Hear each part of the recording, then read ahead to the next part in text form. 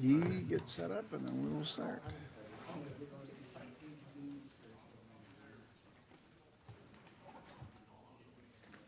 All right, now that Ye is sitting down, we'll call the meeting of the Human Resources, Finance, and Property Committee to order. The first item is the Pledge of Allegiance. Please rise.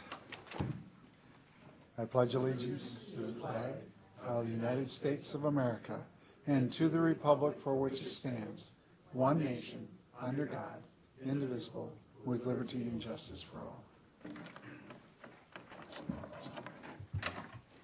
Public comment, nobody has approached either of us. We will move on to the minutes of the January 23rd meeting, which are in the packet. Are there any questions, additions, corrections, or motions? Mr. Chair, I'll make a motion to approve, please. Moved by Chair Gibbs. Is there a second? Seconded by Supervisor Lemmer. Any discussion? If not, all those in favor of approval of the minutes will signify by saying aye. Aye. Aye. Opposed, no. Motion carries. We'll move on to 6A, operational functions. The approval of the January claims and question costs. Those were sent out to you in two formats. Thank you, Christy, for getting those turned around so quickly. What are your wishes? Are there any questions? Moved by Supervisor Hart. Is there a second?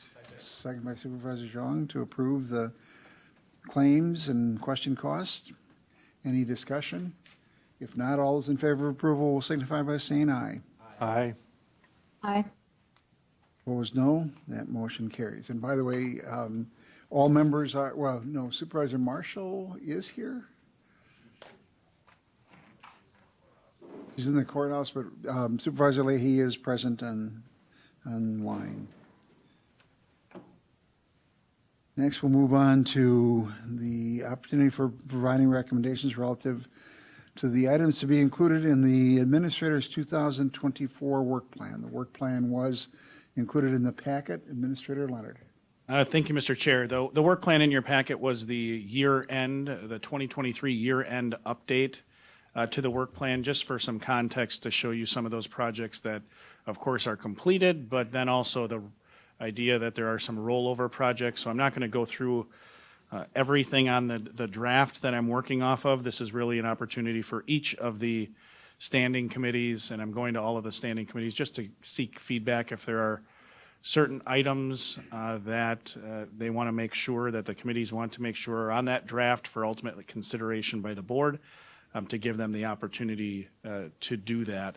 I can highlight just a couple of things, certainly, that are going to be on the work plan. There's a great deal already on the draft. Many of them are under the purview of this committee, but suffice to say, and you can see from the closeout of 2023 and just knowing what is kind of in front of us for 2024 already, we have some significant facilities projects, the Lakeview campus, the Regional Forensic Science Center. We have one of my goals, and you'll get the kind of the first step of that today, is the overview of our master facilities plan. So we're starting that process to update that. We have some shared asset management software that Chris will kind of at least touch on a little bit in his presentation later today. We have the ice arena feasibility study, and then, of course, all the divestment and redevelopment work that this committee has put forth. And I have included all of the items on that this committee has put forth on its kind of remaining year work plan in the document as well. Updating our fleet, doing an evaluation relative to a procurement or purchasing agent position was a request that I had from via Chair Gibbs from one current supervisor. So there's a lot of things on the proposal right now. Anything that I have heard at committees that have been discussed, I've tried to include them, but this is really the opportunity for any supervisor to, if you have a challenge that you believe the county's facing that we need to come up with some thoughts on how to address, perfect time for me to put that on the proposed work plan. And then, of course, the county board has the hard job of prioritizing where the work goes. But that's really just an intro, and happy to take any questions, or if you do have suggestions, to include them. But again, the document in your packet is the 2023 work plan. I haven't included a draft 2024 work plan. Supervisor Lemmer. Thank you, Mr. Chair. Thank you, Mr. Administrator. Just to be clear, financials, is that continuing to be a priority? It is. That's one of the items that's on there, and we'll talk about that when Christy goes through and does her presentation. But the working schedule right now we have is that we will provide end-of-year closeout information at the March meetings for the standing committees, and then the goal is to have quarterly financial reports to each of the standing committees for the departments underneath their purview based on how your meetings fall. The first quarter financial presentation would be in May because, of course, the financials would close the end of March. Many of your meetings are the first week of April, so not enough time, but then we would have enough time. That's the working thought process right now. And will the HRFP committee be getting monthlies, or will we also be getting quarterlies? We had talked about quarterly. I don't know, Christy, we can. Right now, we're in the middle of close. We just rolled the trial balance up. What we're doing now is just trying to figure out how to get you information that isn't a huge spreadsheet, kind of like your. So we'll do that, but once we do the monthly closes, then we should be able to do those as a monthly basis to this committee. So we're really just trying to get all the pieces together in a data set that's easy to read and also finish up with our brand new system. So, yep, I'm anticipating maybe the March to get you a draft. Our auditors don't come until April and then May. So then after that, we would then probably be doing monthly. Good. And then just a couple others. I serve on the United Way Housing Task Force, and I know we had the housing resolution. I hope that is going to continue to be a priority, especially when they have suggested the community on call model. I'm not sure who is all familiar with that, but if there's a need for overflow space to have emergency shelter, there are organizations that would be willing to lead a group, but they might need space. And I know in that meeting we talked about possibly having some county space available so that an outside agency, say a church that has commitments on Wednesday nights or Saturday and Sunday for services, they wouldn't necessarily be able to honor that whole week, but they could have the staff come in. I would really appreciate that just being on the radar, that we would be available to offer that. 212 River Drive was also suggested, but There was a discussion at the Health and Human Services Committee about coming up with a proposal to see what the county's role in addressing the unhoused challenges, the unhoused population challenges. So I think that would fall underneath that. I can add that to the work plan again, and the board can prioritize that. okay, great. And then just the last thing, as we talk about these facilities, and I think it's going to be addressed in Chris's presentation today, but continuing to look at our utilities, water, energy, what we can do to be more forward-thinking in that consumption, especially as we look at new buildings. I think those would be important to factor in. Thank you. Other members? Supervisor Marshall? Thank you, Mr. Chair. I had two things that I had mentioned before, just want to make sure they're included.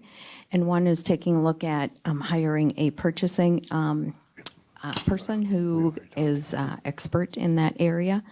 And secondly would be looking at the health care delivery strategies that a number of local employers and people across the state are doing to bring down their costs significantly. Thank you. Other questions? Again, I think that we'll have those ongoing issues associated with supporting the budget process and the involvement of the county board in that whole surplus property and disposition of property. Conduit borrowing is still there, and what is our policy? Continuing to monitor ARPA And we've talked about the facilities plan and the capital improvement plan, getting a 5-year plan. And I don't want to lose sight of the HR policies, both in terms of ability to attract a diverse workforce and retain them. I think the others have been covered. Other items? I know Supervisor Zhang, you've talked about that, just our ability to deal with cultural competence and other things in our hiring practices and others. So, all right. Anything else, Administrator? No, I will have that. I'll try to have a draft in the board packet. I don't know that we'll have discussion at the board as of yet, but you'll have a long list for consideration. Okay. Thank you. Next, we'll move on to educational presentations, fund balance reserves, and future financial reporting updates.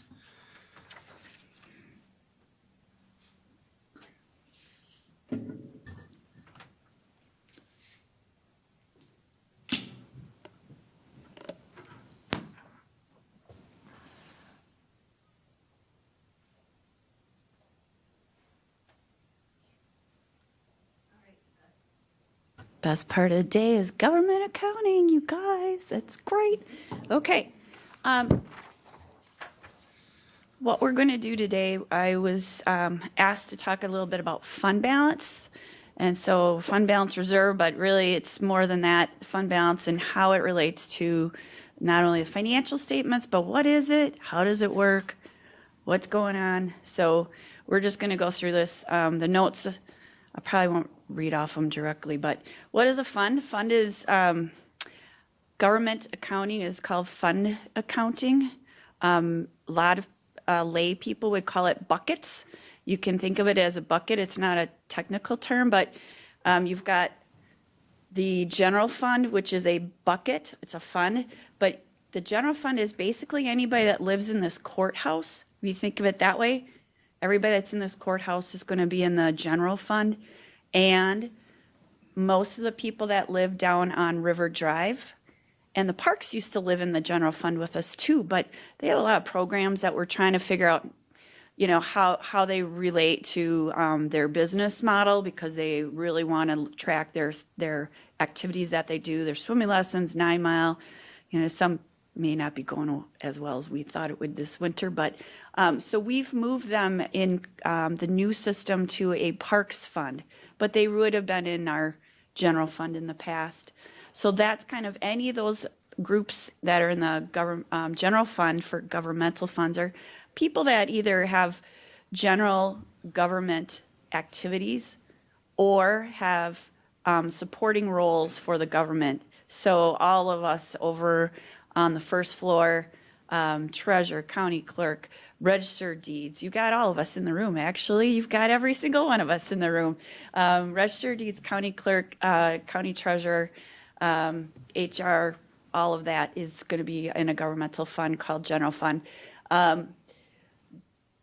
Governmental funds are use a modified accrual basis of accounting. That means that we are basically looking at current year activities or resources needed and available and expended throughout a current year, because we have an annual budget, so it kind of ties directly to that.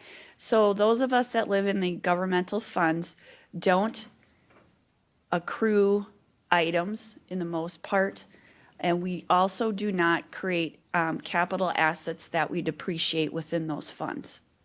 So we don't run quite like a business, we run like a government, which means we have special rules that sometimes in most cases, we don't run like a business because we aren't putting depreciation on the things that we have in our offices, because they're just our amounts that we use, outlay that we expense, because that's the things we do use. But that is the reason why it's called a governmental fund, and it's modified accrual basis of accounting. The other funds that we have are social services fund, debt service fund, and the capital improvement fund. Now, the capital improvement fund is for building things. So that's Chris Holman's area. Once that they are built, then we would put them in the governmental, government-wide reports as capital assets, and they would then be depreciated on a government-wide basis. But for us, in the governmental funds, we build things and we expense them and we move them somewhere else to be reported on our government-wide financial statements. Okay, that's enough of the governmental funds. So you get that. Those are, we also have the Parks Fund, and now we have the Grants Fund. So we split all the governmental funds grants into a grant fund so we can track them. And those are revenues in, which are the grant funds in, equal the expenditures that we are obligated to create or activities we are obligated to do based on the grant criteria. So that's the governmental funds.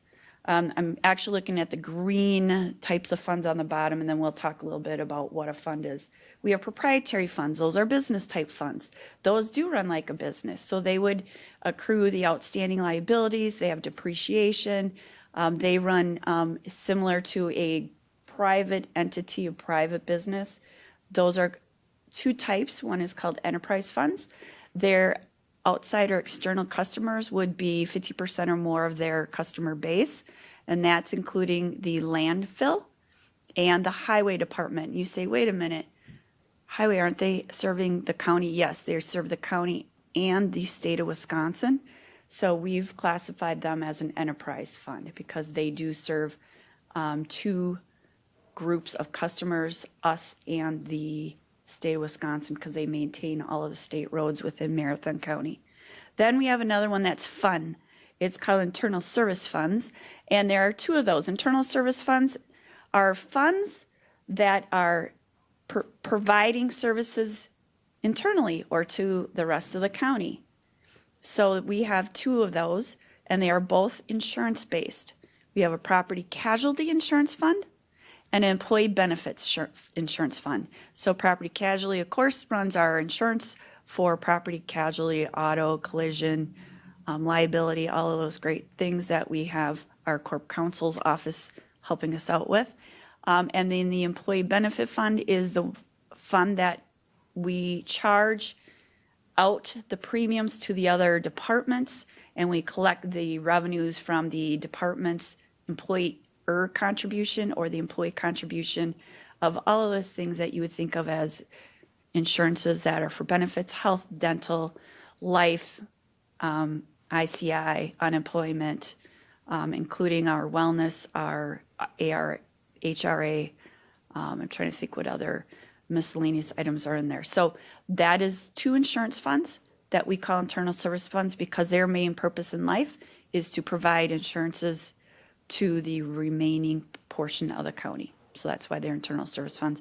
But again, they run like a business, so we do accrue all of the depreciation, capital assets, liabilities, and so on. Last one is custodial funds, and those are assets controlled by the county for the benefit for others. And this is a new type of classification of fund that wasn't actually one that we used to have to pull out into a separate statement. And in our case, those custodial funds are fiduciary funds that we have, and they would be the sheriff's inmate account. When you're in the jail, if you go in there, I don't know from personal experience, but if you go in there, apparently then if you have some funds available on you when you enter that establishment, they would be handed over and kept for you upon your release from jail or if you make purchases in the jail. So those funds are, we call it the inmate fund, and those are tracked through the Sheriff's Department software. That is one because those are assets controlled by us, the county, but they are for the benefit of the individual or the person that is staying with us for their time at our jail. The other two would be our clerk of court's office. So if you have a speeding ticket or if you are have a settlement that needs to be paid, the clerk of courts tracks those through CCAP. And those funds are then held for the use either by the bond payments may be made back to the people that issued the bonds, the state of Wisconsin, the county, municipalities, and so forth. So those are our major custodial funds. We also have one for the ADRC. ADRC is a separate governmental entity, and because we do not own 50% or more or control the board, they are not continued to be presented in our major financial statements, but their fund that we have to hold for them is a part of the fiduciary funds. Those are all that's a lot of talking about how the funds work, but that's why we call them buckets, because if you think of them as buckets, it's about the same thing. And those are kind of, if you would flip through our financial statements, where you're going to see a lot of those. Funds, again, is how we organize ourselves. Each fund is considered a separate accounting entity, and they are self-balancing accounts that include all the accounting elements in financial reporting. So what is fund balance, net position? Fund balance, you'll see two different ways of fund balance is, if you were to take a business financial statement, is called your equity portion of the balance sheet. Now, we don't have shareholder equity because everybody is a shareholder. Residents, taxpayers are shareholders. So we have to name it something similar, but has different characteristics to it. So the fund balance is the equity portion of the governmental funds on the financials, on the balance sheet. Net position is the equity portion of the proprietary and custodial funds on the balance sheet. So they have different names, but essentially do have the same function that a financial statement would have in any other company that you may see. And fund balance and net position would increase or decrease based on the change in fund balance for the year, or the statement of revenues, expenditures, and change in fund balance is what we call it in governmental funds, but it's your income or loss. So you would run your income statement for the year, you have a profit or loss, and that would roll into your fund balance at the end of the year. That's kind of how they work. So it works a lot like your regular businesses, but we have a few twists because we always in government want to make it a little bit more complicated and different, and also because our economic focus is different. Government funds aren't looking for, they are looking to use current resources for expending those resources on the activities that we are required to complete. But we have fund balance in the governmental funds has 4 different items, and sometimes I will flip-flop and call it the undesignated or the designated. Not only do we have fancy terms and we have a lot of little rules for governmental funds, but we have a Government Accounting Standards Board. We call it GASB. It's a 4-letter word, and it stands for, we're going to change the names of all the things that you have and make new rules, and we'll do it every once in a while, and it'll kind of shake up your world. So I may refer those to some of the old names that were on the GASB, that GASB named our fund balance and governmental funds, but these are the new names now. First one is non-spendable, and these cannot be spent due to the nature of the item or legal restrictions. So the non-spendable for us would be called prepaids. So we may pay for items up front that we would be using throughout the year. Inventory, non-county delinquent portions of the property tax receivable, and that's a major portion of the non-spendable because we don't have the capacity to spend it. It would be held for the outside municipalities. Restricted funds, they are constrained for a specific purpose by an external group. That external group is bondholders, because we have bond covenants for the bonds that we issue. Again, capital projects, because we have people that sign contracts for, please build our building, and we will sign a contract to ensure the dollar amount, the construction costs, the project, and the terms. Other ones would be federal and state government grants that we have or programs that we do. So you'll see a lot of health department, social services department, CPZ would have grants that we would be required to hold funds, and they're restricted due to the nature of those items. Land records, we have Dean in the audience today, and he has a law that allows him to keep a portion of the earnings, but they have to be used for specific purposes, and he is nodding yes. So these are the types of things that are restricted outside of our purview, and we have to keep them as restricted.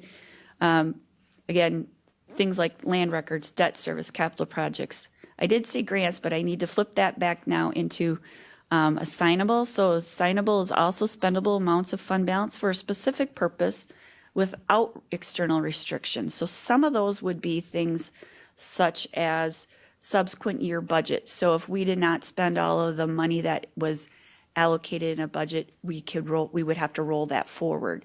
Some of those items that we would have in the general fund used to be things such as 9 Mile. We had that in the general fund, and that would be rolled over because it's kind of a self-contained program within the general fund. The other ones would be compensated absences. That's a liability that we're required to hold even in governmental funds due to GASB 18. So it calculates the outstanding amount of our sick leave for those employees that have earned it, and it is vested, some other additional compensated absent requirement based on those rules. Last one is unassigned. So this is the easy one. Anything that doesn't meet the top 3 categories is in unassigned fund balance. And your work in the number 1 item in the general fund is your working capital. That is not considered any of the other 3 items. And I know that because our auditors contacted GASB itself and they said, nope, that will not be included in the assignable, non-spendable, or restricted. So that is a large portion of what you have in your unassigned fund balance, particularly in the general fund. Most of the other ones you would see would be either restricted or assigned. And that would include social improvement, grant. Parks would not, because we pulled that one out, debt service, and capital projects. Okay, that's a lot of government accounting. Now we're just going to go to some of the more fun and interesting things. And I don't have a lot more to say, but we do have 6 governmental funds now. We used to have 4. Now we have 6. How are fund balances transferred? There are several mechanisms for transferring fund balances. Externally required commitments. Those are things that we are required to pay for based on laws or other bond covenants. In the case, Dean would have his funds for land records if we were to use those in the operating budget. Based on the laws that are associated with those, we would transfer those based on those approvals that he would get through the Land Improvement Committee. Land Information Council. Okay. So we have county ordinances or resolutions. Then we have fund obligations or funding future operations within the fund. Internal Service Fund has a lot of those items in there. And then also any budgetary requirements. In the internal service funds, because they work as insurance companies, the premiums that are charged to the departments or charged for the governmental funds are premiums that are to cover the cost of the insurance. So those go back into that fund. Same with our health, dental, life insurance, workers' comp, and unemployment. Those are all premiums that are charged out to the departments or to the employee. Particularly for health insurance, you're going to have a employer and employee portion of those, and those then stay within those funds to manage and be able to pay for current and future year expenses. Because they're internal service funds, we also calculate the outstanding liability on outstanding claims that could be incurred, that are incurred but not recorded. So workers' comp, you have almost a 12-year time period of which someone can file a claim. So we have a long lag period of which we need to manage an outstanding liability for any potential workers' comp claims, as an example. We do get that from our actuary, and then we calculate an amount on top of that based on the SIR or our reinsurance carrier in the case of workers' comp. And with that, are there some policies? There sure are. We started having policies back in 1988.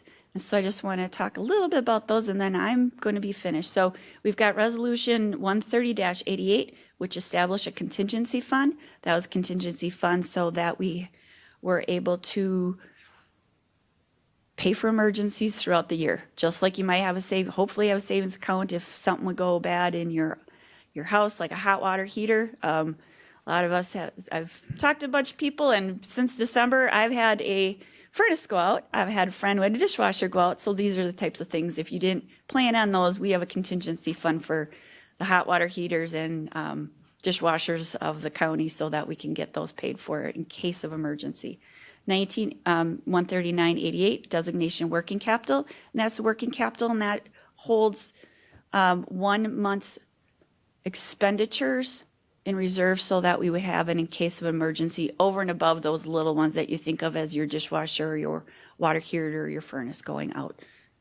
If you had to maybe replace all of them at once or a building, that would be it. We did have a jail issue, was that 4 or 5 years ago, where we had to declare emergency and they used a portion of our working capital to help us get engineering and some of that temporary shoring put together. So that would be one of those items that would really give you an example of that.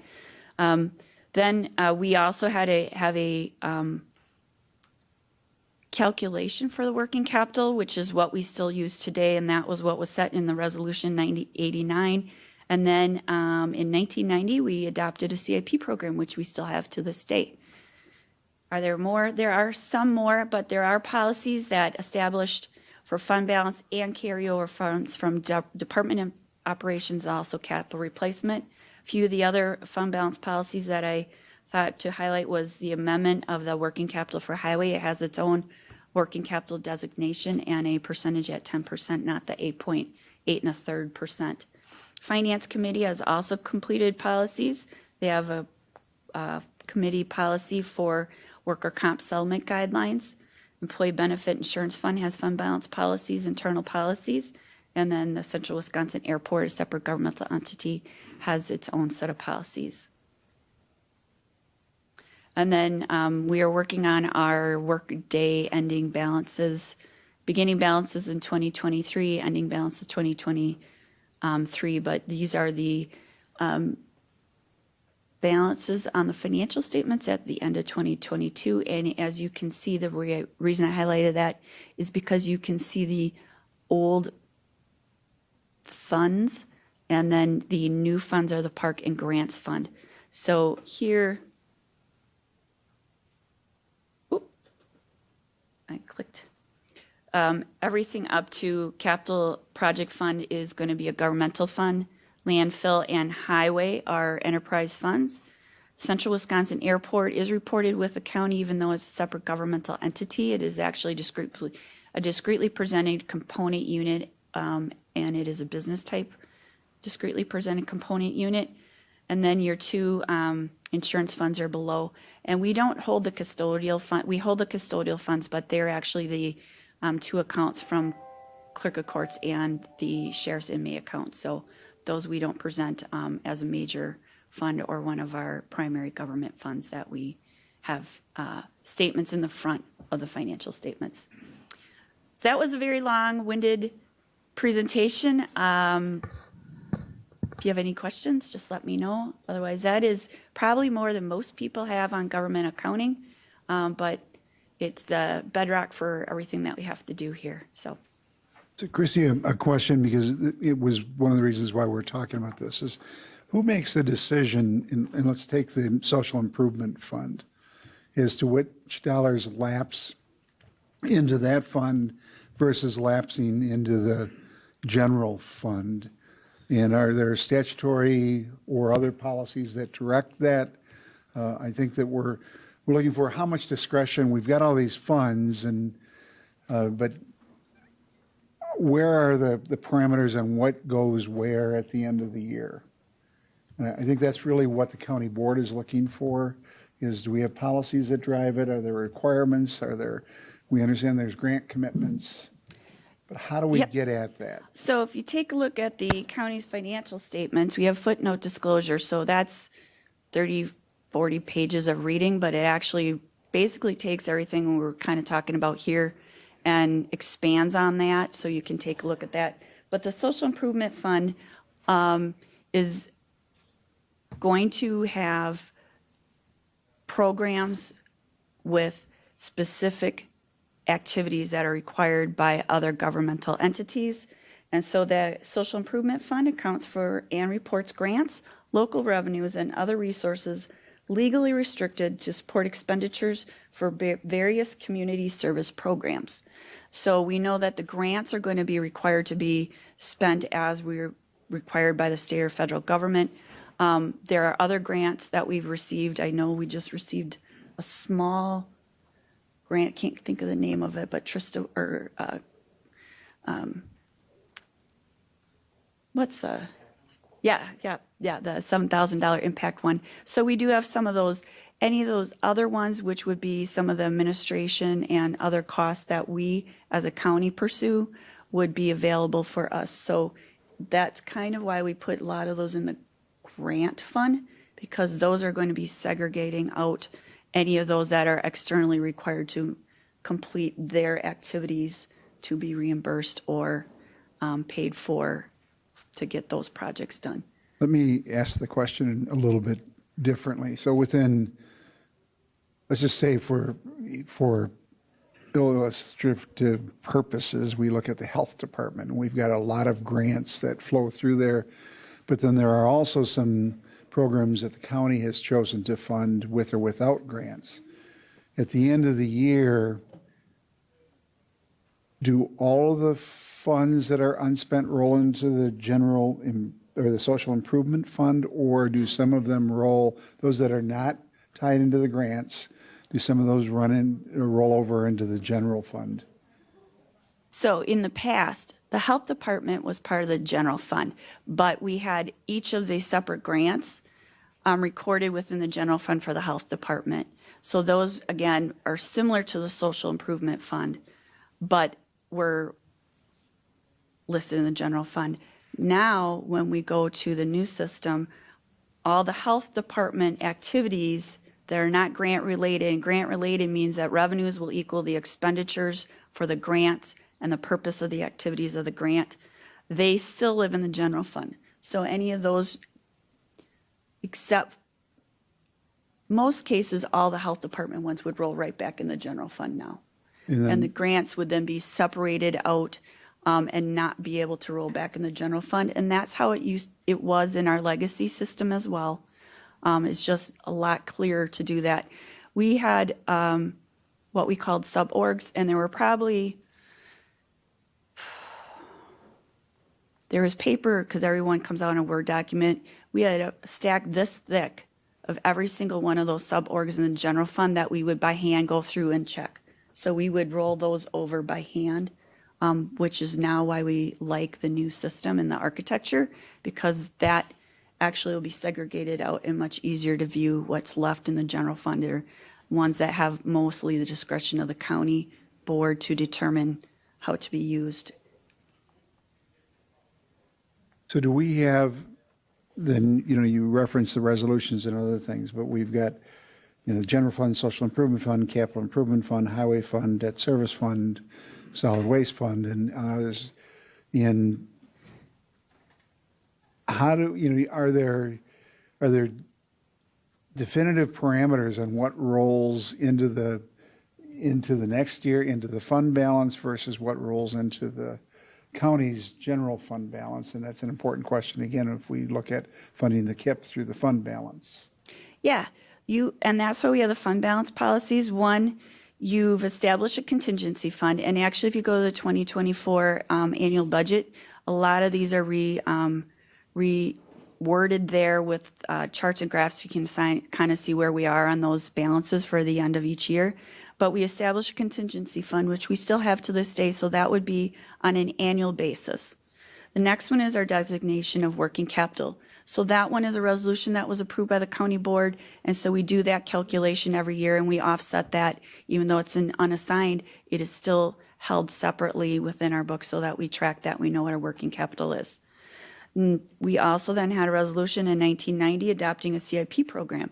In order to have a CIP program, you're going to have money, otherwise it's not really going to go anywhere. And from that resolution, we go through a process to create funding for the CIP on an annual basis. And that's what we talked about at the end of the year. We take the ending unassigned fund balance in the general fund and we roll that over to capital projects for funding in the next budget year. Also, again, because we talked about how capital projects are a commitment, because you've probably signed a contract with a construction work like Myron or some of the other larger companies to build structures for you, or a contract for purchase of vehicles or heavy equipment. If we did not finish that project at the end of the year, you will roll that over because the contract is still in place until it's completed. So these are reasons why you would have those rollovers. The other portion of those would be, again, the highway would have a designation of working capital. The insurance fund have some guidelines and also policies set so that they can maintain enough fund balance to pay future claims, and also offset any, if there's funds over and above those, there's a portion that would be used to offset premiums in future years. I don't know if that answers all the questions, but it really, I guess the answer would be it depends, and it depends on whether or not we have a resolution that passed. And if so, how do we maintain those balances? And if not, it would be at the discretion of the county board to leave in the fund, or determine if there would be a better use of those funds for future projects, future activities.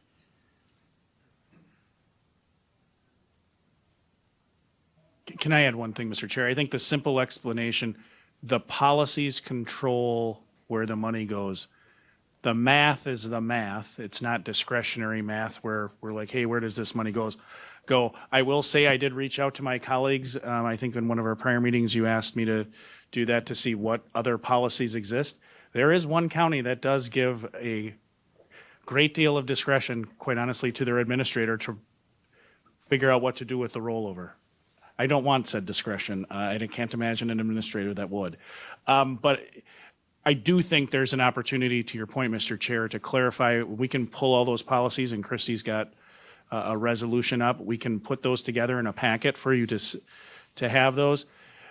The amount, or what you're going to do with that end of year rollover in our current process, again, as Christie referenced, in the year following the audit, is that it funds CIP. You can further designate those uses. That's a policy decision. As you know, as Christie kind of alluded to, there's the things that are designated that are you can't make decisions about. Those things that are restricted. Money that we take in for a grant purpose can't roll back, and you can't use it for something else. Funds that we take in relative to highway have to stay in those highway funds. But with respect to your general government operating rollover, and the easiest way to think about, well, what results in that? The easiest way to think about it is vacancy. If we're not fully staffed, each department is going to have some excess from that general service bucket. Again, if it's grant dollars that are funding a position and it's vacant, we can't roll that back in. But if it's general government vacancy, that rolls over.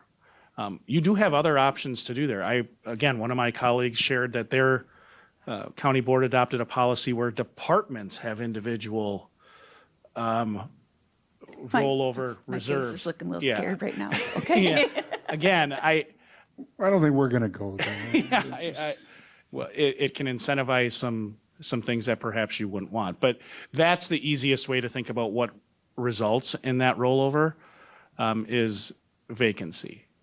And we have historically gone kind of vacillating back and forth between, do we budget for vacancy in certain departments that are quite honestly large? It's easier to do that in large departments. Or do we not?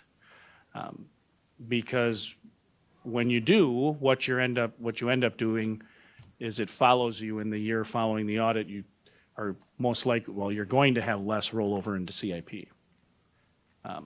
But do And you? Go ahead. Here's the three places, if you want to know, here's the three places you're going to get in the general fund that typically is every year. Sales tax, we hope, and we monitor that sales tax will be over our budget. Interest income, in 2022, not so much. That was a terrible year. But most of the times we're going to have higher interest income than we had anticipated, so that would roll over as well. Vacancies or expenditures under budget, hoping that revenues will be at budget. So that is your income statement in the general fund. You hope that you've collected all the revenues you want, interest, sales tax, other items that would be coming in, equal or less than what you've spent. And those are the three big ones that we have that we know that are typically going to be conservatively budgeted as revenues, hoping that we would be able to obtain that as our benchmark or over. And we typically do every year, and we do monitor the sales tax and investment income closely to make sure that we're doing that. But I do want to show you that because here are some of these resolutions and policies. So right here on the fiscal impact of the CIP1 in 1990, it says plan adoption allows for the reallocation of existing fund balance without significant changes in tax rates. If you take a look at any of these resolutions, we can get them out to you. It was number one important for the county board then and now is to have a stable tax rate and try to minimize these ups and downs, these fluctuations. And so yes or no is a policy there. This is the resolution. And if you take a look at the fiscal impact, I don't believe any of the people whose names Elmer Boots, I believe, is on here. It's about the only one I can read. I don't know if they had, if you asked them today, if they thought that the policy they wrote back in 1990 would stand today and still help us manage to keep a stable tax rate and try to manage wild fluctuations within our capital projects, within our funds. I think they would be very happy that we were able to continue to maintain those. But that's where a lot of the fund balance decision-making has been, is to maintain these policies that have been really the backbone of us trying to maintain financially secure and stable tax rate. They're also reviewed by the credit rating agencies so that we can maintain our Pt.1 credit rating. And at the time, I believe it was AA2, but that is something else that they review so that they know we have financial policies in place that help us maintain those things and stay the course. Chair Gibbs. Well, thank you, Mr. Chairman. So, Christie, I think one of the questions that I think people are struggling with is when they see this unassigned or unrestricted fund balance, and they see it grow in some cases from year to year. And a prime example would be when we received the ARPA funding, the $26 million that came in. It had to go someplace. And so, and it went, I think I know where it went, but suffice it to say, the vast majority of that was not spent as of December of 2022. So that increase in the one fund balance, where that went, is what people are gravitating to and saying, well, how come we have this much additional dollars that the taxpayers, we should be able to provide relief to? That's an awesome question because even though we use modified accrual, we also need to make sure that we are matching current year dollars to current year expense. And we actually keep that ARPA unspent funds on the balance sheet as a liability to us, so that you take a look at 2022. I'm sorry, I'm a paper person, but you do have unearned revenues in the general fund of a little over almost 26 million, which equates to pretty much all that we had left in ARPA. So that is being held as a unearned revenues, along with a major portion of our opioid grants, settlement money that we have as well. So that's a really good question. So even though they are governmental funds, we typically hold those as unearned revenues because there is a rule that says after 60 days, if the revenue hasn't come in that should have been earned for the year prior, you have to defer it. So we do those reversals, and those will be coming at the end of February. That was a great question. Supervisor John. Just a quick question for Christy here. I guess for our fund balance, or the I don't want to call it the savings account, or the money that we have that we had, is it just sitting in a bank account, or is it actually in an investment account of some sort to generate additional revenue coming in as well? The county has a consolidated bank account for most of our operating work. We also tie that to the local government investment pool, which is run by the state of Wisconsin, and it's really a more liquid cash and investment fund that we have access to, and that is where most of our operating money would sit. We do have high fluctuations during tax settlement time, so you'll see some more money moving in and out of that. The ARPA funds themselves have been invested in a separate account along with some of the other funds that are required to, but in most cases, all of your general purpose funds and cash are within the county's concentration account or in our LGIP accounts.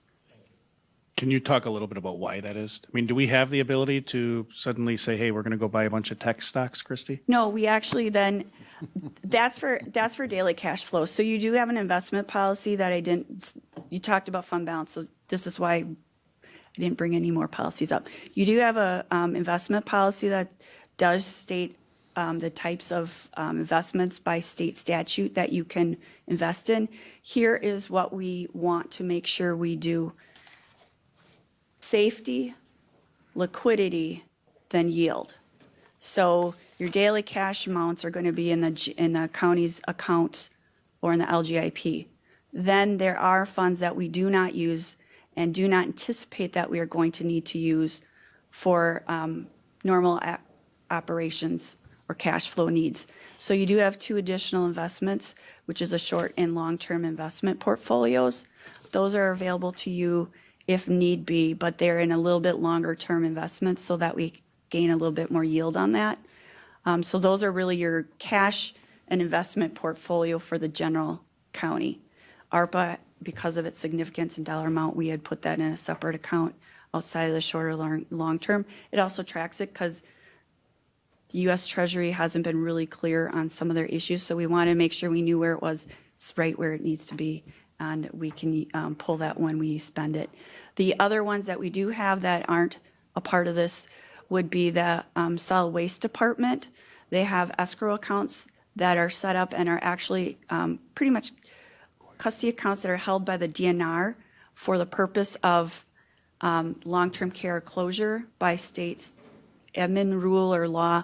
And so those are separate investment funds that we have, but those are required by the state of Wisconsin DNR, and they're actually held for us. And we need permission from the DNR to release those funds based on expenditures that we have.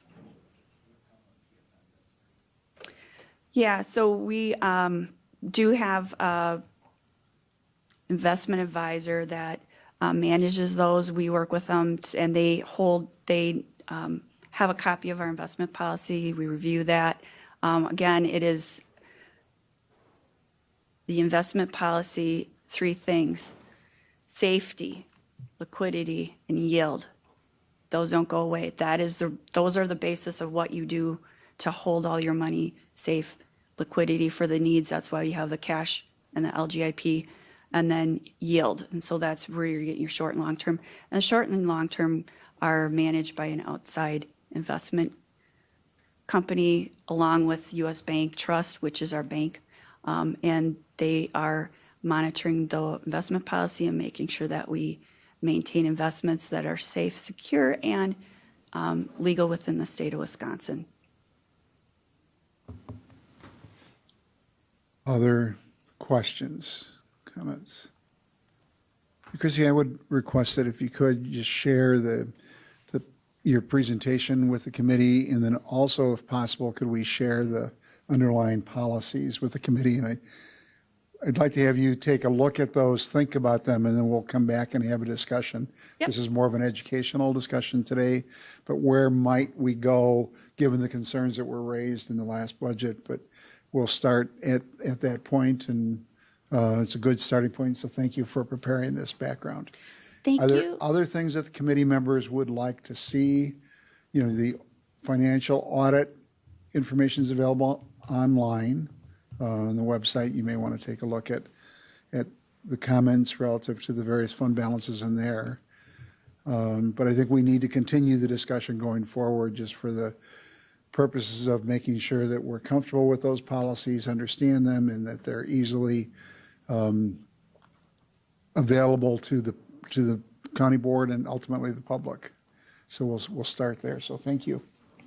Mr. Chair, can I ask a question? Would it be helpful, Christie referenced kind of the things that we watch that ultimately lead to that rollover? Would periodic updates relative to sales tax receipts, I mean, they're available on the Department of Revenue website if you are so inclined, but we can also bring those in and publish them to the committee if that would be helpful. I can send you, they don't come out on the same day we have the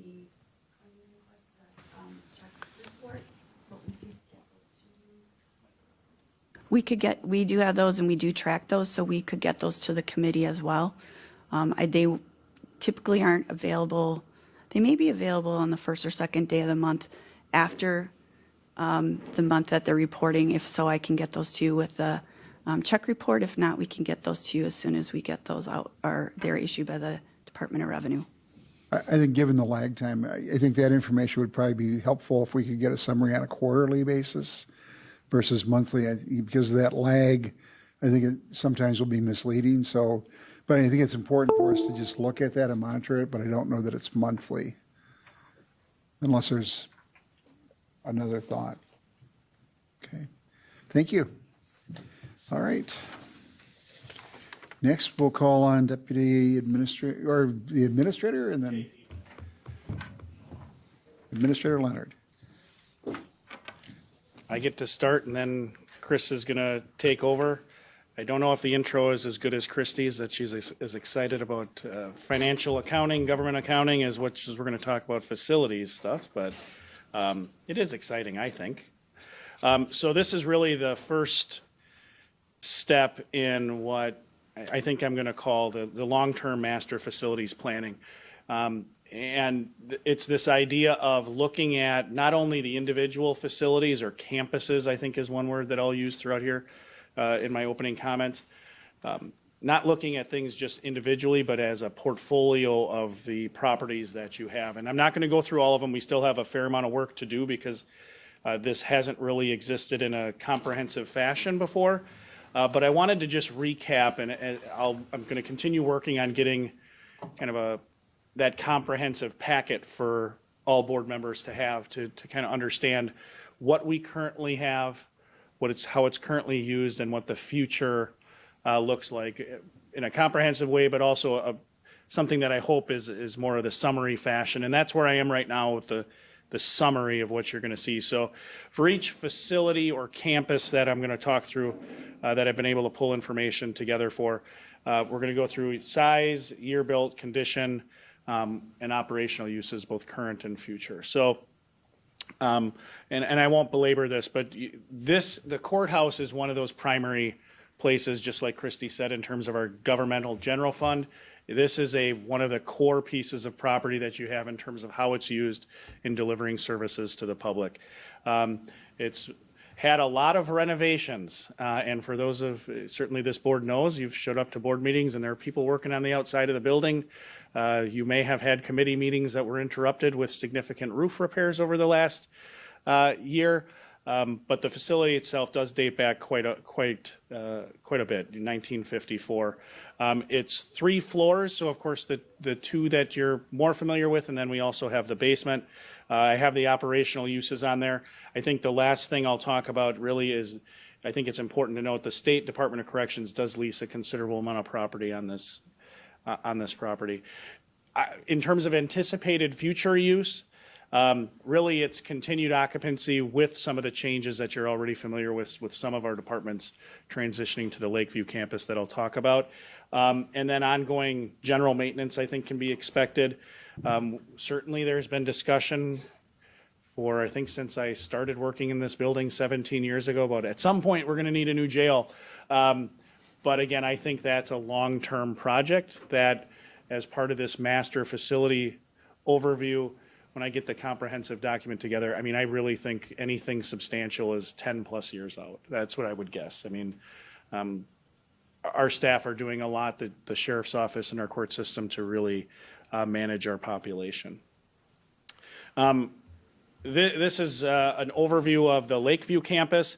So I have several slides here. This is, as you're all familiar with, one of the most significant, if not the most significant investment in facilities that the county board has made in decades. So 1,000 Lakeview, that's the significant renovation that wrapped up in 2023. Condition is very, very strong in that area.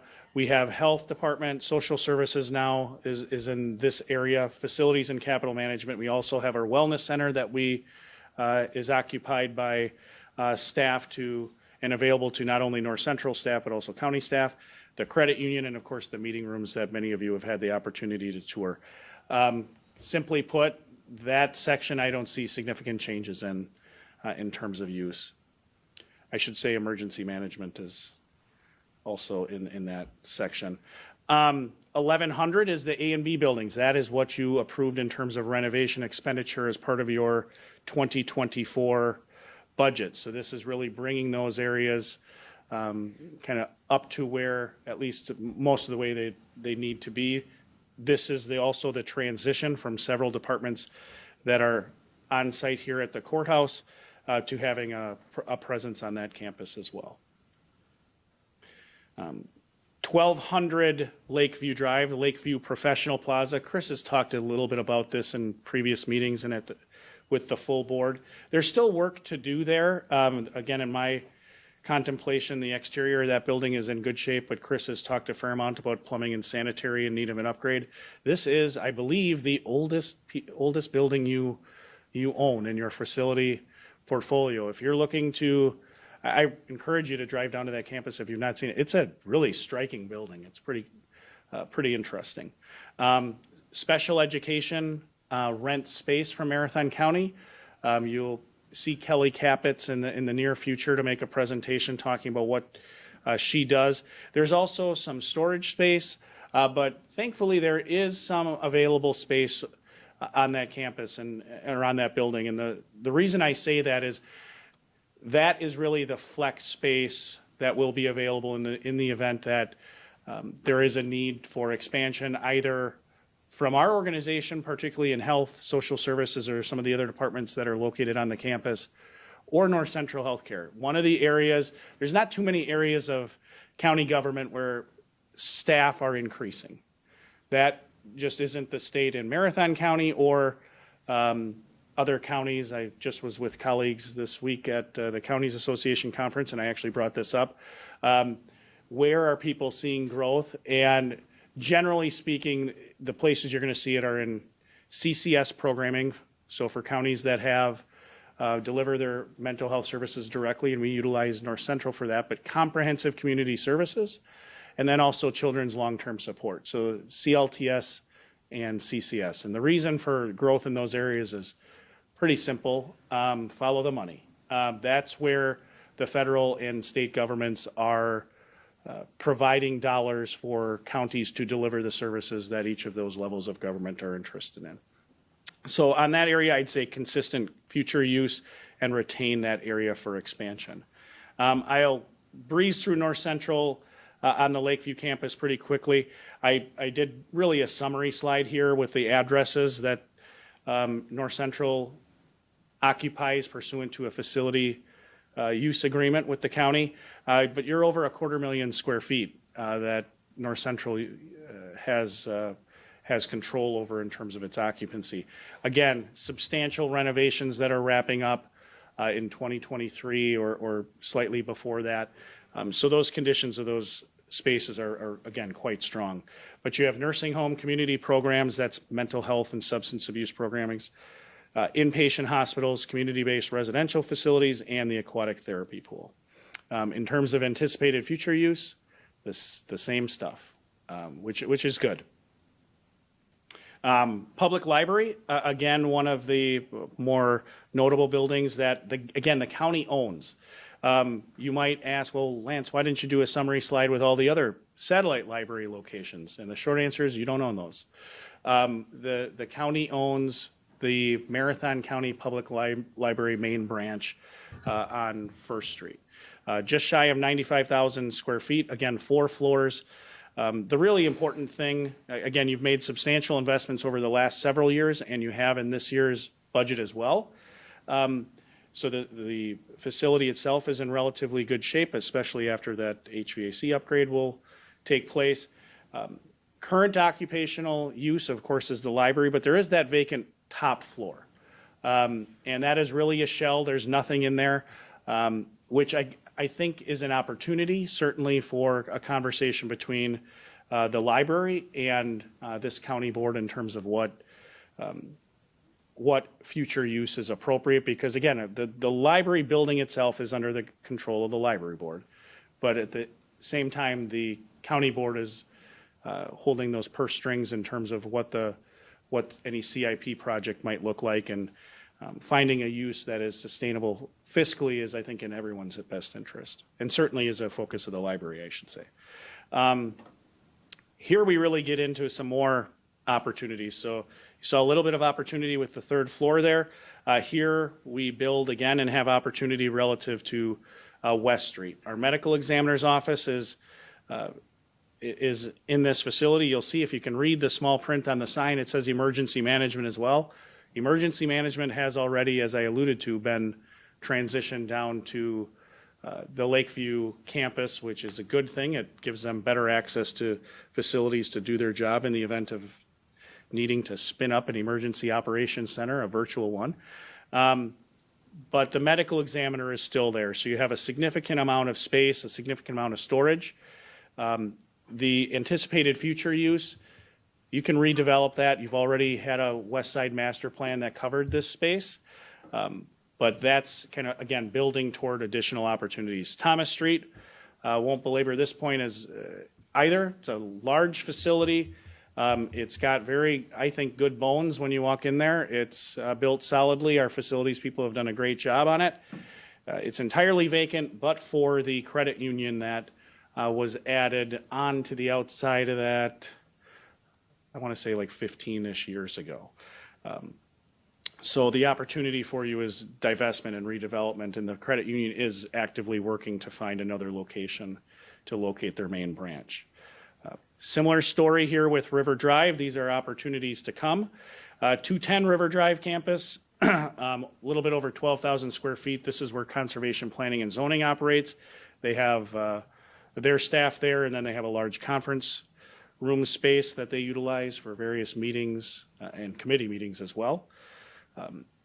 This property should be available for divestment when conservation planning and zoning moves to the A and B buildings when those are renovated. My understanding, I can't say I'm sure, but I believe each of the buildings that I'm talking about on River Drive, were those the former Tech College campus back in the day?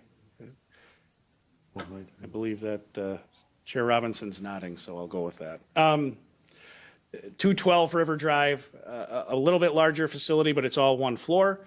This is where our meeting room space that we previously utilized was located. Parks, Rec, and Forestry Administration, UW Extension, and Veterans are all there. Of course, again, same story when that renovation is done at Lakeview. That should be open.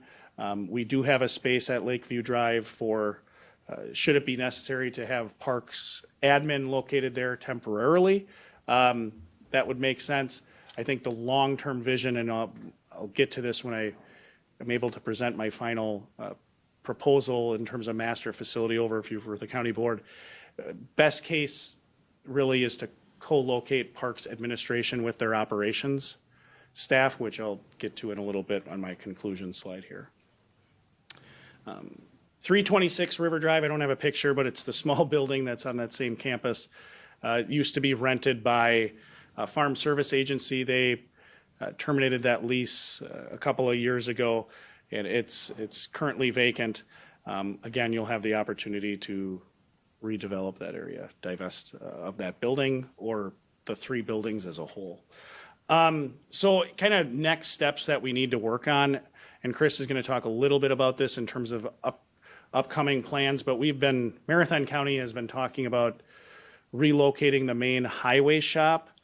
Since I started in county administration as the deputy, I think that was the first meeting I attended at we used to have infrastructure meetings at the highway department. We need to come up with a potential plan to do that in terms of location and costing. which is in the work plan to work on.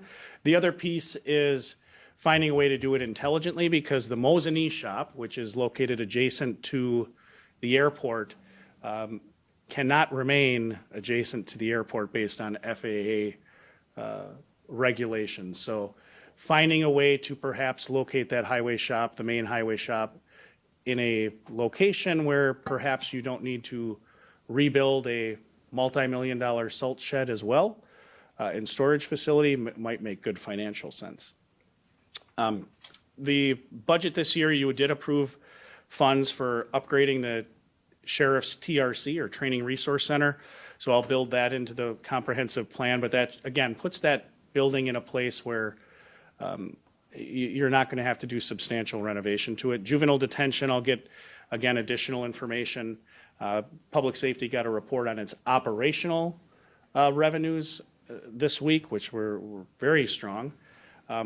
Parks facilities I referenced before. So right now you have administration on River Drive, and you have the parks operation building and other storage buildings in the Party Street area located adjacent to the UW campus. Getting those things co-located will improve the functioning of that department. They're doing very well, don't take my comments otherwise, but it's a better situation when they're co-located.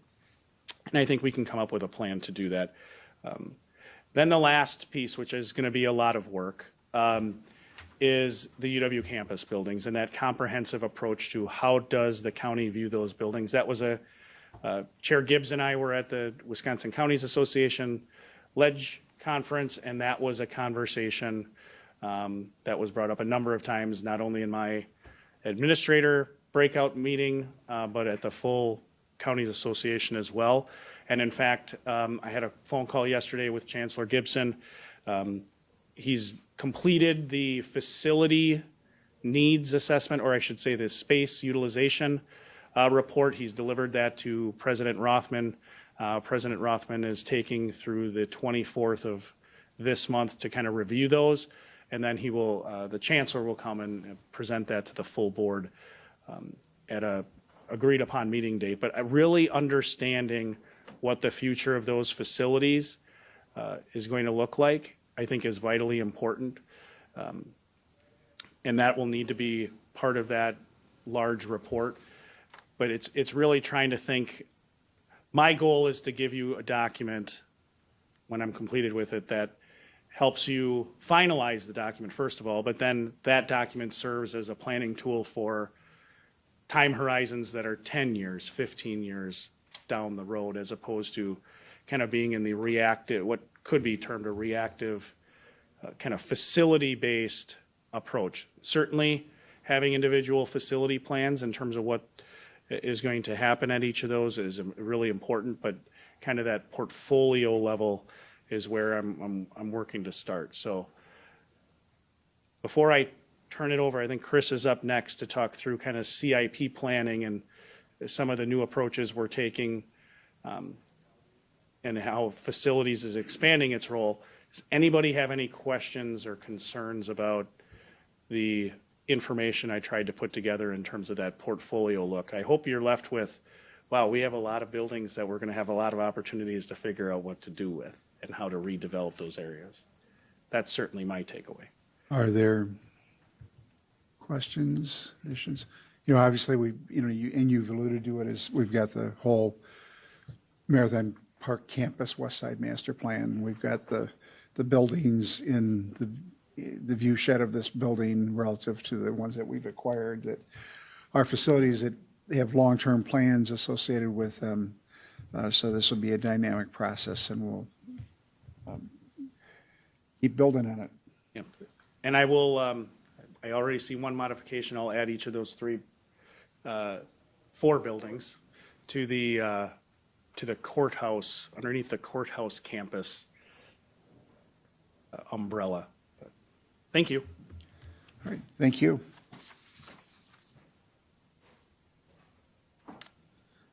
All right, so from the facilities and capital management side, it was just important to me to sort of take a survey of the department's points of view on this discussion in general, and then so you would have that and then be able to provide feedback in terms of some of the bigger questions in terms of what are things you're wanting to see. You know, like there are lots of ways you can approach it. You can make it more simple, more complicated.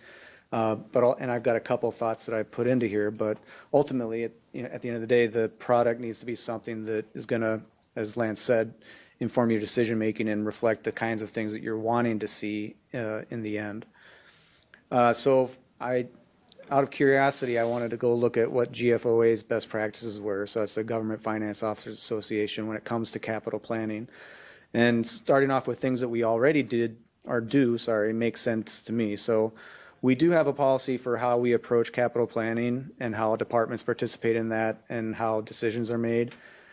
We also are here because of this last one in terms of the requirement that a multi-year capital improvement plan be developed. So these are things that we're on track with, and that you should find that reassuring.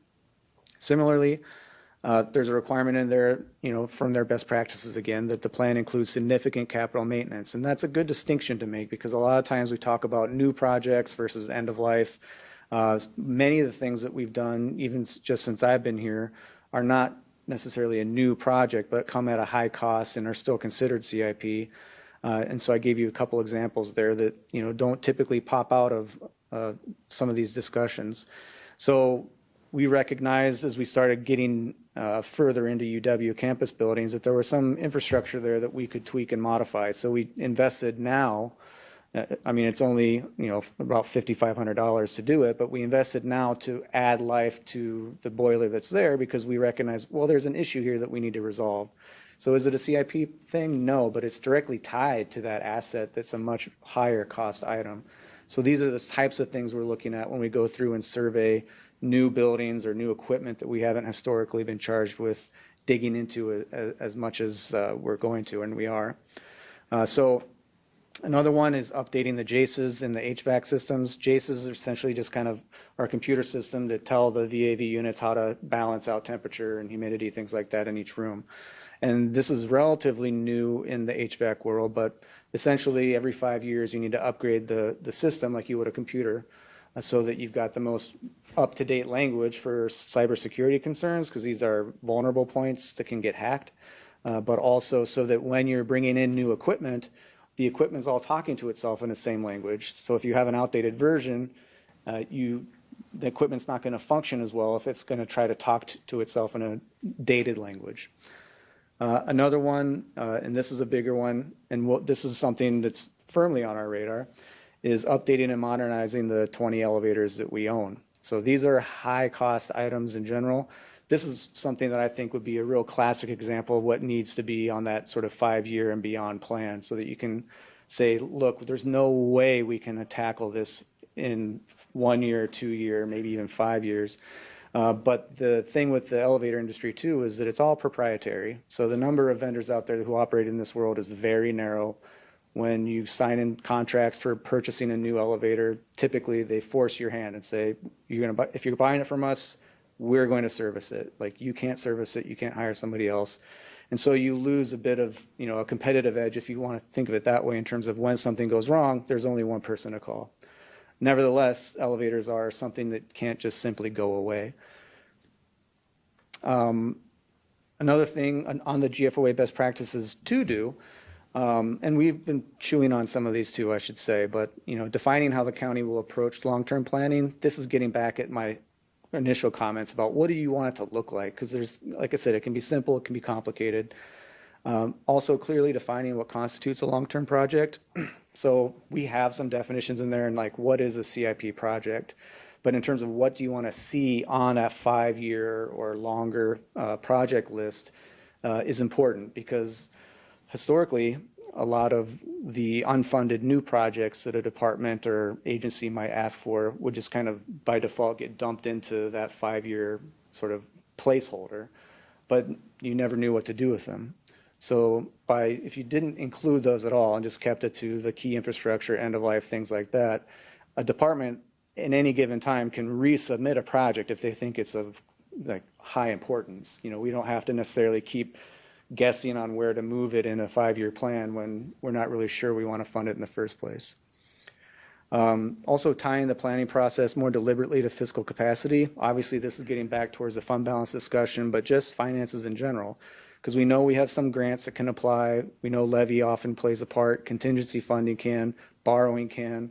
But if we can think of ways where we more deliberately look at, okay, if we want to do these long-term projects or we see them in the long-term plan, what is the funding strategy on the front end? Is it all going to be tax levy? Is it all going to be borrowing? How do we balance that out? And some of those discussions came up in relation to sort of balancing the levy rate when we were talking about the social improvement fund. You know, how can you cushion certain impacts with different funding so that you kind of leverage as much of your resources as possible? And another one in there was a procedure for accumulating necessary capital reserves for new and replacement costs. So this to me is different from how CIP is treated. This would be something more like what I've put there in terms of building reserve funds. So historically, and this is like my best kind of shake at it, and Kurt and others who've been here a lot longer than I can tell me if I'm wrong, but the county seems to be in a cycle where like every, say, 20 to 25 years, you have everything coming at you all at once. And so that's a cycle that is problematic from a financial perspective. And so we're trying to talk about ways at the department level about how can we constructively get out of that cycle so that you don't have to have that hit every 20 to 25 years. That being said, if there's no clear way to do it, right, one approach could be to say, okay, we know that in 25 years you'll need a new air handler in building X. An air handler today costs $100,000. We know that in 25 years it'll probably cost $115,000. So let's divide that by 25 and then put that aside. Or you could divide it by whatever number to either try to fully fund it if you can with some sort of estimate, or to just mitigate the financial hit when it actually comes across. And then you've got something that's smaller financial amounts over time that then contribute to resolving the replacement costs when they come up. Can I give one example that I think is the low-hanging fruit? We talked about this as part of the budget. When you, let's say the Parks Department, we have revenue coming in for certain activities at the Parks Department. If that revenue, if we say camping, and we know we have various capital, pieces of capital on those campsites that need to be replaced, and we know, like Chris said, the life is whatever it is, we can set aside a portion of that revenue into a reserve to do that. Either way, just understanding, like Chris is going to talk about in a minute, understanding what our needs are with respect to capital replacement is really important, because if you know when those things are hitting and we know how much we're generally rolling in pursuant to our policies, in terms of, absent if we changed our capital rollover funding policy, but if we know what's coming in, we know how to kind of level off those expenses. Then your outliers are those things that are the big projects. But another good example, I think an opportunity that if we could all go back in that time machine, right, would be the ice arena, which there's being a study done right now that we got grant funding to do, but that idea of the ice arena, right? Knowing what the useful life for the various pieces are and setting aside a portion of operating revenues to fund those replacements, I think, again, are good things to keep moving forward with, like Chris alluded to at the top. We're doing a lot of really good stuff. Here are some opportunities. That is one that I think is important, that idea of starting to segregate some of those funds. The next couple slides are just, I thought as long as we're having a discussion, it'd be important for you to hear from the department staff. So I just asked them to put together a real brief sort of SWOT analysis. SWOT's just strengths, weaknesses, opportunities, and threats as it pertains to the question of how do you think about long-term planning and a 5-year CIP. And so the responses vary, but I kind of collected the ones that stood out the most or were more common. So on the strengths, most people highlighted the fact that you do have new infrastructure in a lot of places, which is a very good thing. That's equipment, that's controls, that's renovated spaces, even if, lower cost, but still kind of updating the space, a spring redo of a 3-season room, something like that, whatever, for your house. So that's a strength. the expertise of the project planners, and the strong facilities team overall. So they're recognizing, like, staff-wise, they're in a good position to navigate the challenges that we have.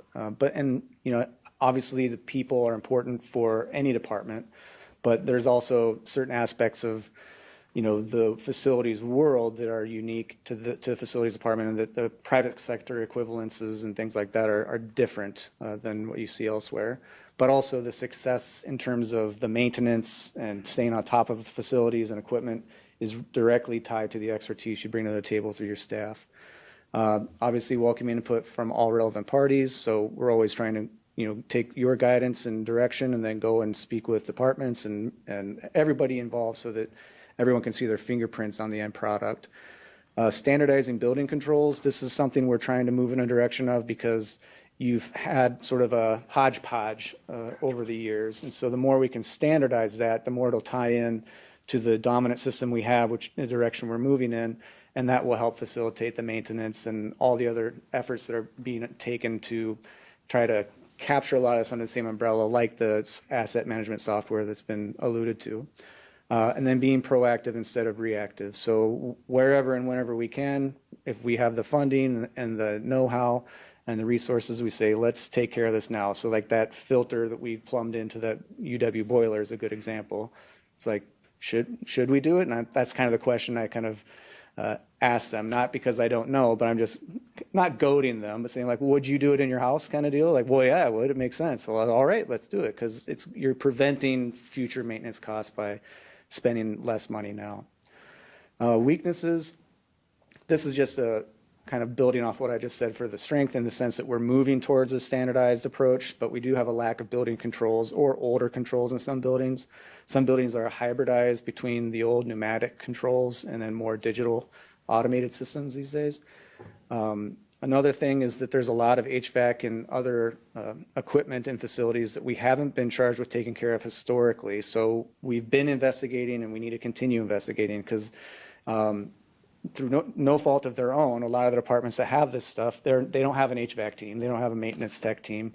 So facilities had never been charged with it, so we had never really gone out. Maybe somebody had looked at it once, but there wasn't like here's your routine maintenance regime, here's your preventive maintenance schedule, here's this, here's that.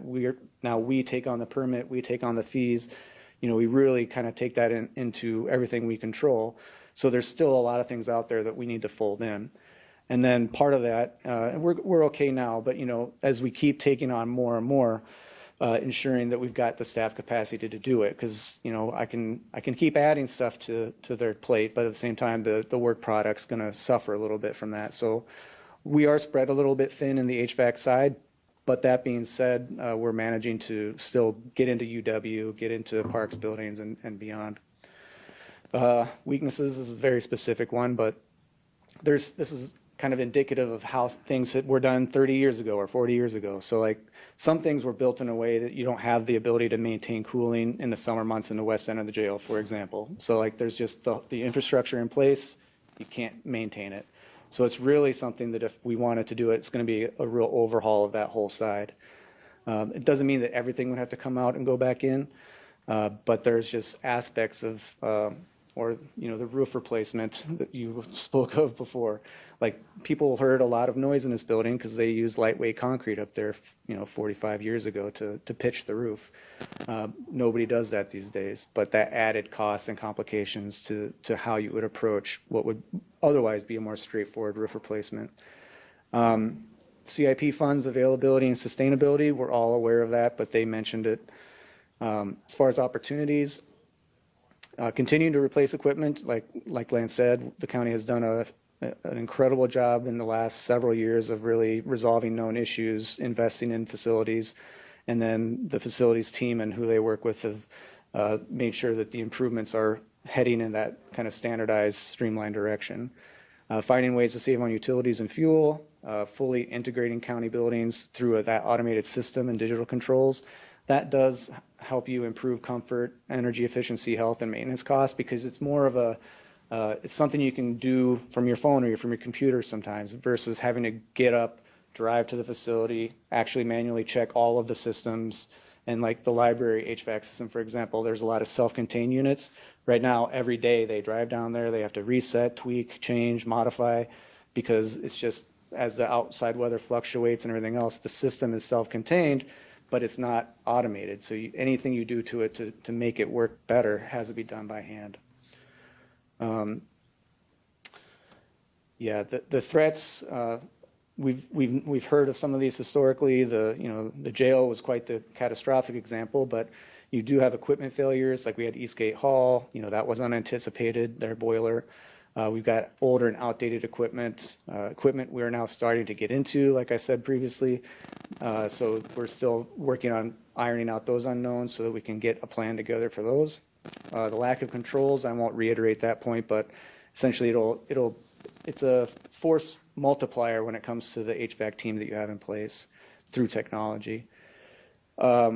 Historically, CIP funds were not always immediately available. That hasn't been an issue in my time at all. But the availability of funds is key, because it really, and we've talked about this with the morgue and other projects, there's really pretty good windows you want to hit. And so ensuring that the processes we have in place are allowing those funds to be made available as they have been is key to essentially saving money in the end. Recruitment and retention is a threat. Employee turnover and retirements. We do have some upcoming retirements, I'm sure, in the department. So you'll have a lot of institutional knowledge leaving. And so we're doing our best to build that expertise in-house, lots of on-the-job training, lots of trying to give clear paths to people we have on staff now to step into those roles and be prepared to step into a larger role when the retirements occur. The same reason, when I mentioned private sector competition, a lot of people can go out to the private sector world and make a lot more money there doing HVAC than they do for us. But that's why it's important to say, here's your benefits package, here's what the retirements looks like, here's educational opportunities, here's other kind of apprenticeships and things that we can help build your professional development as a part of our team. And people place a lot of value in that. So we're trying to do more and more of that. Rising energy and utility costs, that's no stranger to anybody. But there is one point in the sense that you do have a lot of new equipment, and some of the costs have come down through that new equipment, but there's also a balancing in that you gain efficiency and the rates go up. So sometimes it's hard to tease out really what did you really get in a percentage of the overall efficiency gain when you're having to balance it against rates that are not straightforward. There's multiple rates depending on the time of day and, on demand, things like this. And then fiscal sustainability, just given the existing needs and cost increases in the market and supply chain. So that's more tied to just the cost of equipment that's gone up over time. And, we've been through this huge inflationary period. The floor went up, roughly 21% on a lot of things, and it ain't going down. So I think you'll start to see, too, that some labor costs will continue to go up just because the pool of people doing the work is getting smaller. So I won't go through these too much because Lance covered them pretty well, but the new highway facility, that's been under discussion.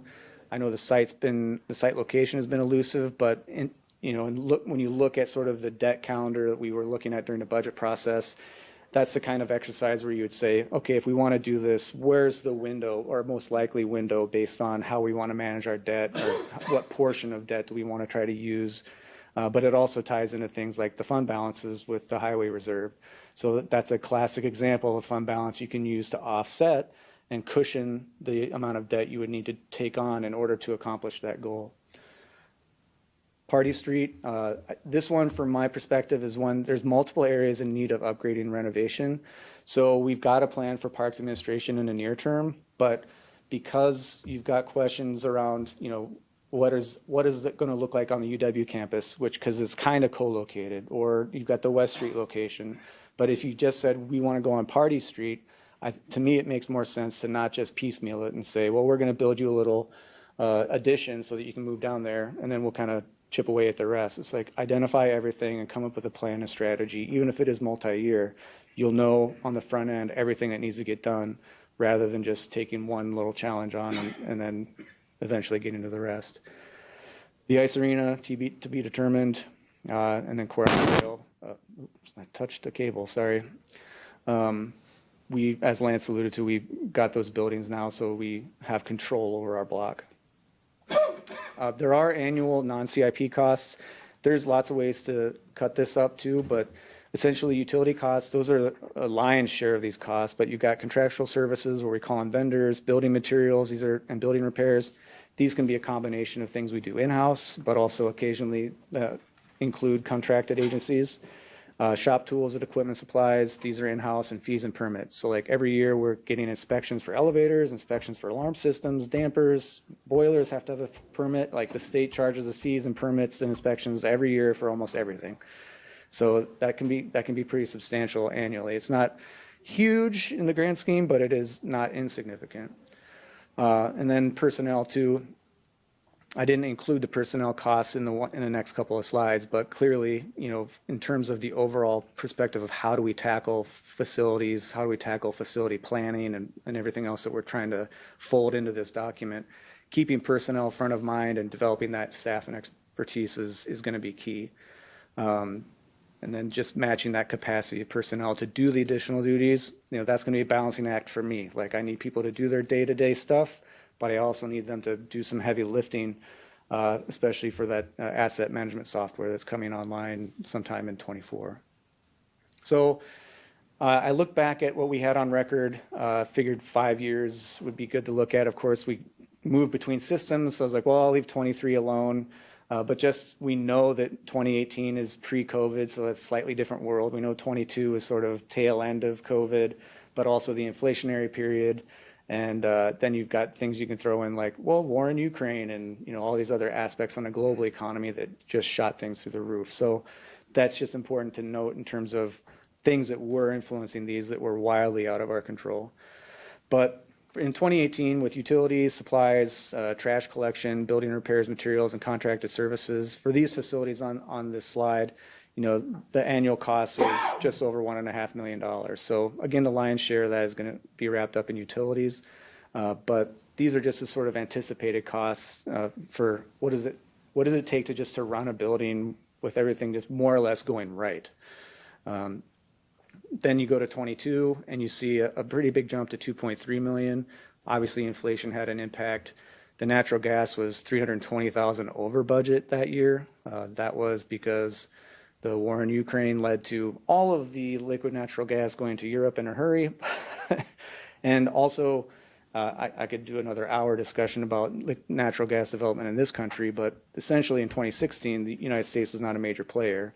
And then in the last few years, now we're the global lead exporter for the world. And so we've kind of supplanted Russia in terms of providing this natural gas to Europe. So again, that had a major impact on markets. But overall, utilities were still around 400,000 over budget. Some of that was in water, some of it was in electricity. More of it was in electricity this year. Obviously, water this past 2 years, or this year and last year, that was water's turn to go up. I blocked these off just for reference because we know we've talked about divesting and moving away from them in the near future. The UWSP Wausau campus, I mentioned this a bit during the central boiler plant conversations, but as far as I can look back, we've given them $58,760 to take care of all of the buildings. So, it might have been sufficient at the time when we established that kind of relationship, but we bumped it up to $80,000 this year just to account for where they've been the last couple of years because they've been coming in over budget. But essentially, this amount of money is typically not enough these days to take care of everything that's going wrong there because they have a similar scenario in that they've got a lot of stuff that went in 30 years ago or 25 years ago, and now it's all starting to fail. And so we're trying to get very creative in how we approach that. And the plan that Lance mentioned that we'll hear will certainly impact how we look at each building and prioritize our work in terms of being the owner of those facilities. So the increase in costs without utilities included between 2018 and 22 was 342,000. So divided by 5, I think it's like 85,000 something. So not crazy, but also certainly not helpful in a sense with all the factors that influence that. I thought it was important, to mention it. We'll also be able to have a clearer baseline on energy use and maintenance costs and all that moving ahead, because construction in a lot of spaces, even though some of it was building new stuff and was project-specific funding, there were aspects of these projects that still required us to do certain things that weren't necessarily tied directly to it. So that there was some funding there. Utility use, you've got people on campus doing tons of work plugged into the walls, heating different spaces, sometimes inefficiently, wildly inefficient means of heating a space during the winter just because you had to shut all the utilities off to do the work. Those things will be gone or nearly gone. We know that inflation from previous years has settled. It's still around, but as I mentioned, that price floor that increased like 21% roughly has not gone down, and no one's expecting it to. Supply chains have stabilized compared to past years. There's still some areas, a lot of them are still unpredictable or surprising in terms of being long lead challenges, but the long lead item piece of this conversation is important because when you look at a 5-year plan, I think the county is going to need to get to a point with major projects that they almost break it into 2 items. Once the county's decided they want to do it, to say, okay, in this year is when we need to plan for all those long lead items. Because if you don't do it where you fund and plan that long lead item that first year and then really plan to kick the project the following year, you're adding that time to the end. So if you can buy some of that equipment and get it in play and you're waiting 75 weeks for something to come in, then that can fall into your timeline, and then you're not sitting around waiting and waiting and waiting so you can get that final inspection and get granted occupancy. Because until you're granted occupancy, it's just sitting there. And so it makes a lot more sense to do that on the front end rather than having, the hypothetical new highway facility, having it sit there for 40 weeks waiting for a generator. So anyway, it's a relatively recent sort of change in terms of how you have to think about some of these bigger projects because these long lead items really do present some serious headaches, timeline-wise. Utility programs, I wanted to mention that we do have 50% of our natural gas allocations through a specific program offered through the vendor we use. And what it does is it allows us to mitigate the increases in price. Like every day there's a measurement of price. And so you capture all of the drops, and the program, essentially, you enroll in it. It helps to mitigate the increases because it guarantees you'll never be over, like I think 3% of the market average. And so what that does is if there was a real spike, it would mitigate that spike. And if it's a short-term spike, it really mitigates it because it can go up, drop down precipitously, and then you really only creep up a little bit, and then you capture the drop. And that's happened a lot this winter. There's been really weird fluctuations in the market where you have 2 to 3 weeks of natural gas prices just shooting up to $3.50, and then the bottom drops out for whatever reason, and it's down at $2.25. So we have 50% of the allocation locked up in that, 50% still on spot, which is just your day-to-day prices. You can lock up more of that if you want to, but we're trying to be conservative and predictable with it. And you never really, I think the best way to put it is you're not necessarily going to win, you just don't want to lose in that game. So there are times where if you hit a certain trigger, you might say, all right, I'm going to lock in another 10% at $2.25 because it's not going to get there again. But then China's deflation and the real estate, exploding there, that market will then make it go away, and now you're at $1.80 and you're like, oh! So that's a real challenge. Also, we're looking at, with the new equipment on North Central Healthcare Campus and Lakeview Campus, and just in general, there's some centralized areas. It's been decentralized in general, but there's still sort of main hubs that I think we can put some more inline meters in. And we've done that with water, but we can do it with gas, and we can do it with electricity to get a more focused look on who's using what, how much of it. And that data is really useful because now you've got artificial intelligence tools that are coming out to help you analyze the data generated by those types of meters that can then give you sort of better insights into your pattern of use and then work backwards to how you manage it. Real quick, there's annual what we call small caps funding. Essentially, there's a pot for the courthouse area, there's a pot for the Lakeview North Central campus area. These are for projects like carpet replacements or equipment upgrades, minor things that aren't CIP but are still important to do. This is pretty much all, I'd say the vast majority of this is spent in-house by work done by our staff. Obviously, we do use some of it for vendors here and there, but a lot of it's just small stuff throughout the year. We could look at expanding some of this as part of the overall strategy because, I mean, we can identify more things that are kind of on the fringe of our radar at this point, but we know are hanging out there to address, again, not major CIP issues, but we do have surprises from time to time too that these funds have to address. I mentioned this before, but historically the unfunded projects were just kind of shifted to the 5-year bucket, and it's just kind of sitting out there looking confused. So I don't think that to me makes a lot of sense to include. Like if you want them there, we can certainly include them, or if you want an addendum or some sort of appendix of, you know, the projects that weren't funded every year, we can do that. But I think in terms of a planning document that you want to see, like how am I making financial decisions, it would be probably better to focus on the real core higher end items and some of the recurring fund balances you have in CIP already. Versus some of the projects that, you know, I'm not going to say none of them are worthy of consideration, as I always do, because people are presenting them for a reason. But rather than just letting them languish out somewhere and every year we just bounce them to another year with no rhyme or reason, I think that's just kind of noise for the type of conversation that I want to have when I think about these things.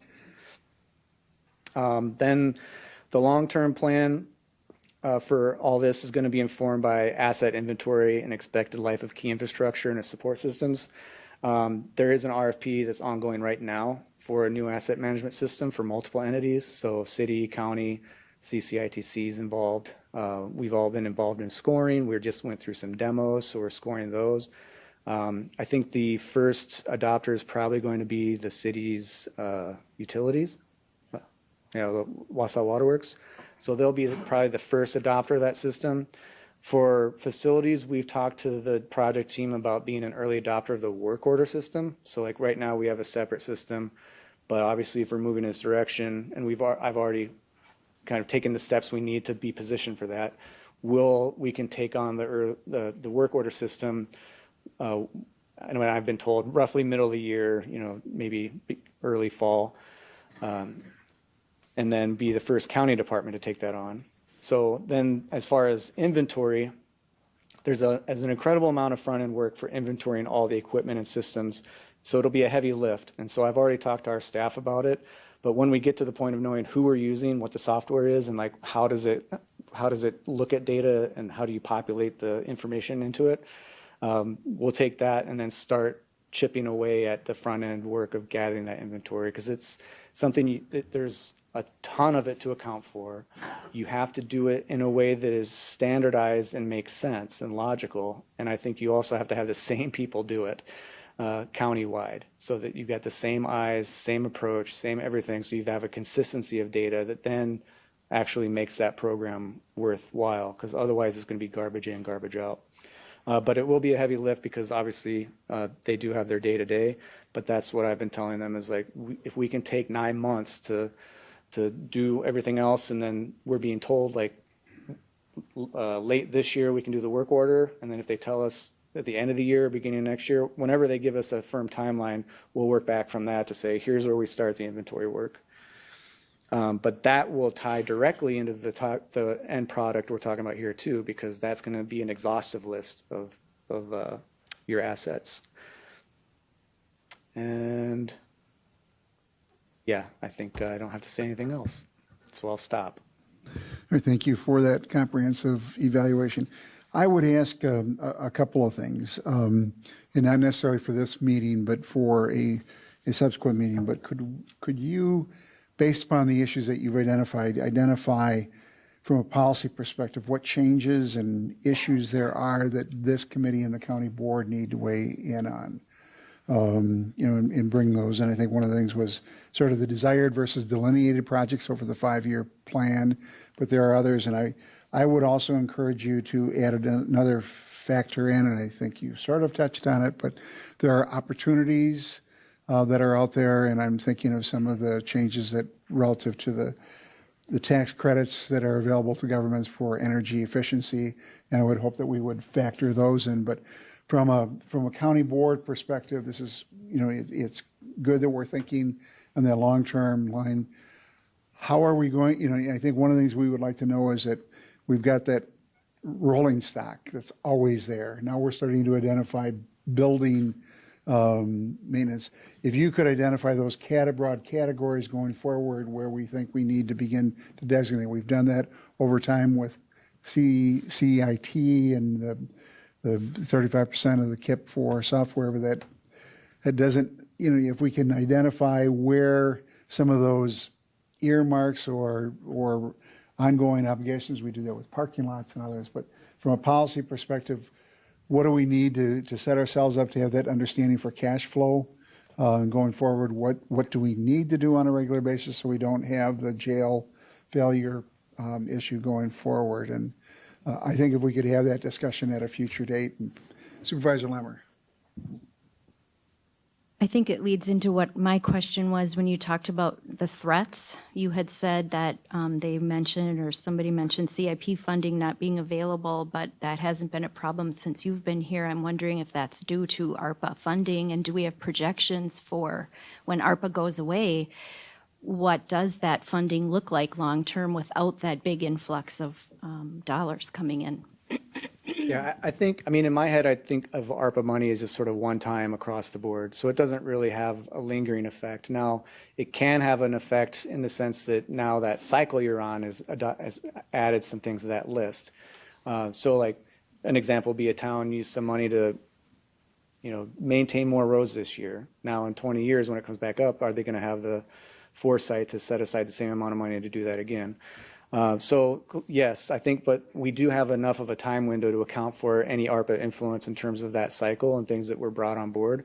But I think the CIP funding in general, and we've talked about it here or alluded to it, is that, you don't necessarily know year to year. I mean, you can get a kind of a ballpark idea, right? So some years, if you look at the budget book, like we're at 10 million, then it was down to 2 million, then it went up to 6 million, then down to 3, then up to 8.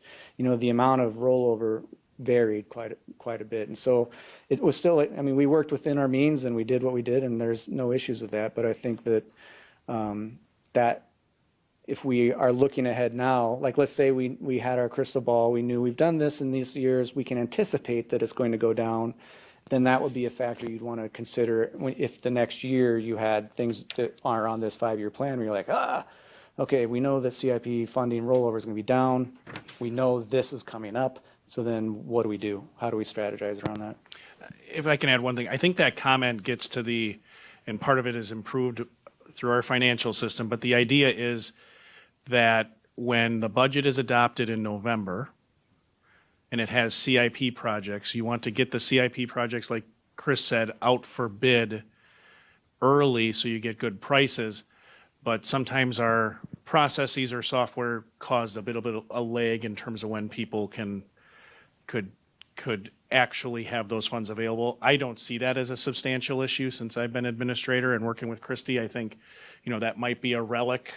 I think, I included what they gave me, but I think I haven't experienced it myself, but I think it does to kind of bridge off of what Lance is saying and the long lead items, right? Like that's like, you're not allowed, if the funding's not available till January, but you got to buy a generator in January, but that in June of the previous year, then what's your strategy? How do you work around that sort of thing? Because then effectively you can buy 24 weeks if you can find a way to do it in June. Yeah, and I think that's a rolling stock issue that also where we're going to see that, like Chris alluded to, depending on what the lead time is to purchase a vehicle to get it, we need to know in advance, perhaps a year in advance of when we want those vehicles to go out. But my read of that is, again, it's a relic of past systems that sometimes funds weren't available to spend when you want to spend it, so you can get a good, lock in that good bid. But I haven't seen that, just like Chris has alluded to. I think we've had a pretty strong process in place for certainly last several years. Any other questions, comments? If not, I think if you could work on that, sort of that framing it from a policy perspective of what changes or processes does the county board need to do? And a lot of these are administrative in terms of how you handle them internally and develop that presentation to the board. But what guidance would you like and what policies need to change? And we can have that discussion at a later date. Thank you very much, Chris. All right, we will now move on to item 8, closed session. Would somebody like to make the motion? You'll need to read it.